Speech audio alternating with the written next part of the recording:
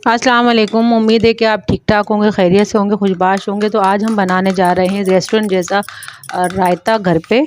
और हमने एक प्याली लिया है दही, और दही को अच्छे से हमने उसको फेंट लिया है। और हमने ली है काला नमक, और हमने लिया है आम नमक, और हमने लिया है काली मिर्चें 7-8 के करीब, और हमने हाफ़ टी स्पून और ज़ीरा लिया है। ज़ीरा को हमने और काली मिर्चों को कूट लिया है, ये तीनों चीज़ें अब इसमें हम ऐड करेंगे। इतना मज़े का ये रायता बनता है, बहुत टेस्टी होता है।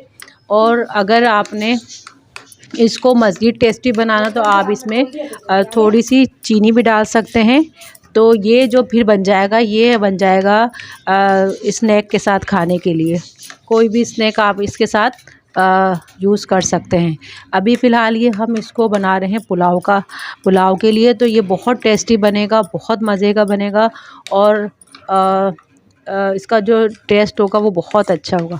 तो आप ये ट्राई ज़रूर कीजिएगा। बहुत इजी रेसिपी है, कुछ नहीं आपने करना, कुछ आपको पीसना नहीं पड़ेगा। बस हल्का सा आपको काली मिर्ची और ज़ीरा कूट के इसमें डालना पड़ेगा, और इसका टेस्ट बहुत अच्छा होगा।